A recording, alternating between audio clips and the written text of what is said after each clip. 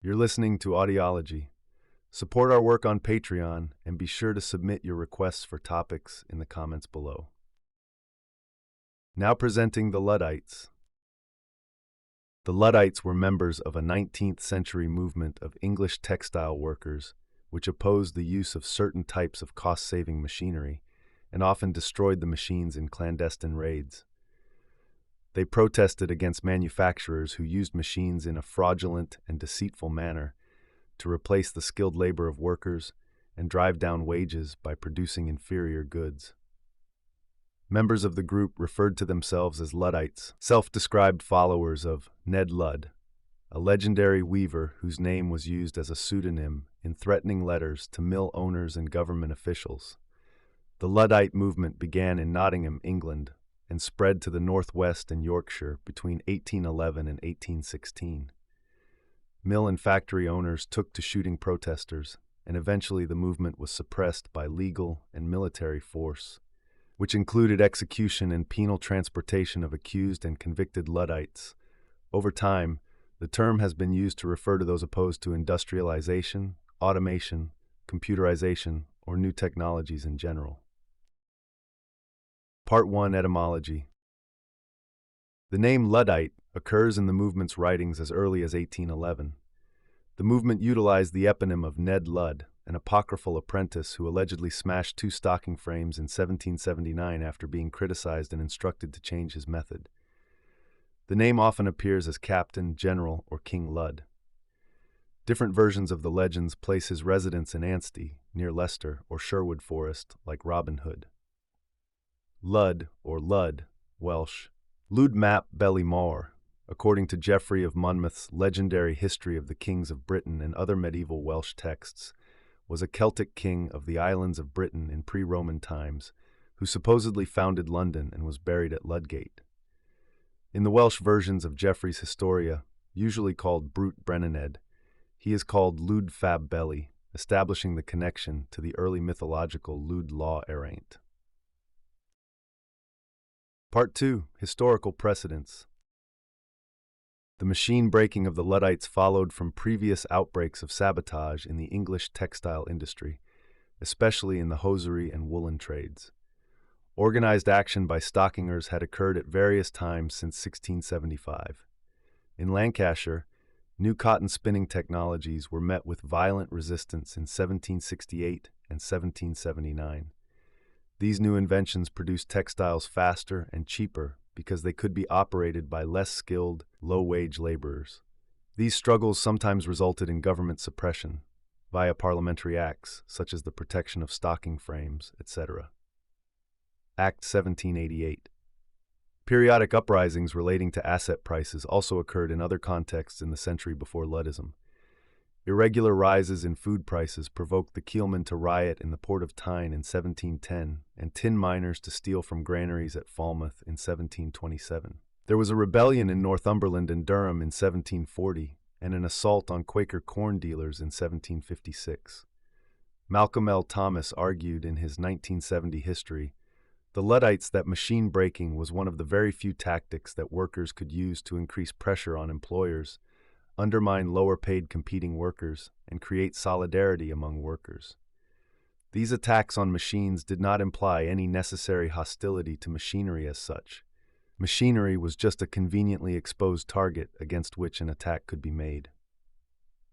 Historian Eric Hobsbawm has called their machine wrecking collective bargaining by riot, which had been a tactic used in Britain since the Restoration because manufactories were scattered throughout the country, and that made it impractical to hold large-scale strikes.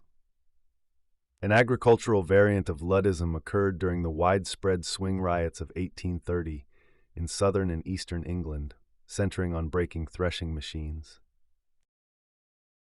Part 3. Peak Activity, 1811 to 1817. See also Barthélemy Chimonier, whose sewing machines were destroyed by tailors. The Luddite movement emerged during the harsh economic climate of the Napoleonic Wars, which saw a rise in difficult working conditions in the new textile factories. Luddites objected primarily to the rising popularity of automated textile equipment, threatening the jobs and livelihoods of skilled workers as this technology allowed them to be replaced by cheaper and less skilled workers. The movement began in Arnold, Nottingham, on the 11th of March 1811 and spread rapidly throughout England over the following 2 years. The British economy suffered greatly in 1810 to 1812, especially in terms of high unemployment and inflation. The causes included the high cost of the wars with Napoleon, Napoleon's continental system of economic warfare, and escalating conflict with the United States. The crisis led to widespread protest and violence, but the middle classes and upper classes strongly supported the government, which used the army to suppress all working-class unrest, especially the Luddite movement. The Luddites met at night on the moors surrounding industrial towns to practice military-like drills and maneuvers. Their main areas of operation began in Nottinghamshire in November 1811, followed by the West Riding of Yorkshire in early 1812, and then Lancashire by March 1813.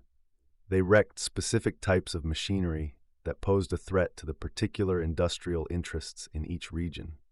In the Midlands, these were the wide knitting frames used to make cheap and inferior lace articles. In the Northwest, weavers sought to eliminate the steam-powered looms threatening wages in the cotton trade. In Yorkshire, workers opposed the use of shearing frames and gig mills to finish woolen cloth. Many Luddite groups were highly organized and pursued machine breaking as one of several tools for achieving specific political ends. In addition to the raids, Luddites coordinated public demonstrations and the mailing of letters to local industrialists and government officials. These letters explained their reasons for destroying the machinery and threatened further action if the use of obnoxious machines continued. The writings of Midlands Luddites often justified their demands through the legitimacy of the Company of Framework Knitters, a recognized public body that already openly negotiated with masters through named representatives. In northwest England, textile workers lacked these long-standing trade institutions, and their letters composed an attempt to achieve recognition as a united body of tradespeople. As such, they were more likely to include petitions for governmental reforms, such as increased minimum wages and the cessation of child labor. Northwestern Luddites were also more likely to use radical language, linking their movement to that of American and French revolutionaries. In Yorkshire, the letter-writing campaign shifted to more violent threats against local authorities viewed as complicit in the use of offensive machinery to exert greater commercial control over the labor market. Differences in the occupational composition, e.g. frameworkers, weavers, spinners, of each region manifested as variation in the Luddites' rhetoric, tactics, and degree of organization. Luddites clashed with government troops at Burton's Mill in Middleton and at West Houghton Mill, both in Lancashire. The Luddites and their supporters anonymously sent death threats to, and possibly attacked, magistrates and food merchants. Activists smashed Heathcote's lace-making machine in Loughborough in 1816. He and other industrialists had secret chambers constructed in their buildings that could be used as hiding places during an attack. In 1817, an unemployed Nottingham stockinger and probably ex-Luddite named Jeremiah Brandreth led the Pentridge Rising. While this was a general uprising unrelated to machinery, it can be viewed as the last major Luddite act. Part 4. Government Response. The British government ultimately dispatched 12,000 troops to suppress Luddite activity, which historian Eric Hobsbawm said was a larger number than the army which the Duke of Wellington led during the Peninsular War. 4 Luddites, led by a man named George Mellor, ambushed and assassinated mill owner William Horsfall of Ottewell's Mill in Marsden, West Yorkshire, at Crossland Moor in Huddersfield. Horsfall had remarked that he would ride up to his saddle in Luddite blood. Mellor fired the fatal shot to Horsfall's groin, and all 4 men were arrested. One of the men, Benjamin Walker, turned informant, and the other 3 were hanged. Lord Byron denounced what he considered to be the plight of the working class, the government's inane policies and ruthless repression in the House of Lords on the 27th of February 1812. I have been in some of the most oppressed provinces of Turkey, but never, under the most despotic of infidel governments, did I behold such squalid wretchedness as I have seen since my return, in the very heart of a Christian country. Government officials sought to suppress the Luddite movement with a mass trial at York in January 1813, following the attack on Cartwright's mill at Rawfolds near Cleckheaton. The government charged over 60 men, including Mellor and his companions, with various crimes in connection with Luddite activities. While some of those charged were actual Luddites, many had no connection to the movement. Although the proceedings were legitimate jury trials, many were abandoned due to lack of evidence, and 30 men were acquitted. These trials were certainly intended to act as show trials to deter other Luddites from continuing their activities. The harsh sentences of those found guilty, which included execution and penal transportation, quickly ended the movement. Parliament made machine breaking, i.e., industrial sabotage, a capital crime with the Frame Breaking Act of 1812. Lord Byron opposed this legislation, becoming one of the few prominent defenders of the Luddites after the treatment of the defendants at the York trials.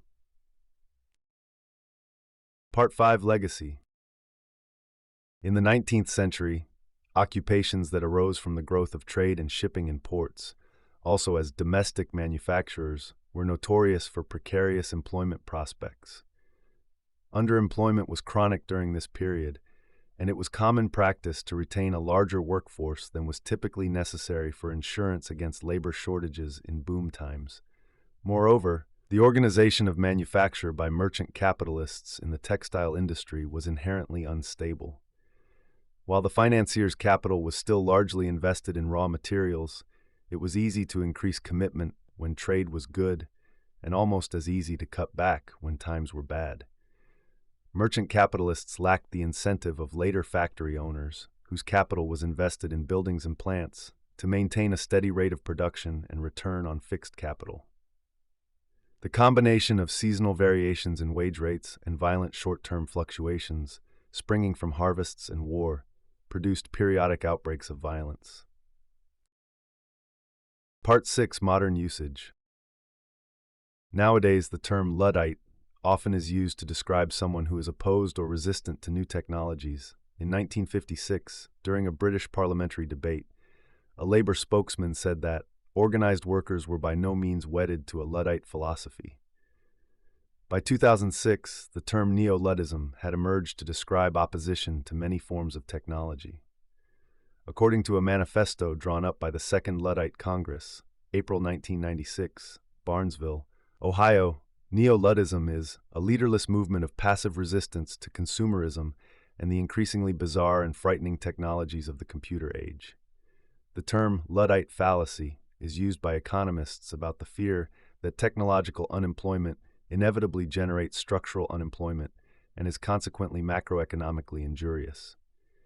If a technological innovation reduces necessary labor inputs in a given sector, then the industry-wide cost of production falls, which lowers the competitive price and increases the equilibrium supply point that, theoretically, will require an increase in aggregate labor inputs. During the 20th century and the first decade of the 21st century, the dominant view among economists has been that belief in long-term technological unemployment was indeed a fallacy. More recently, there has been increased support for the view that the benefits of automation are not equally distributed.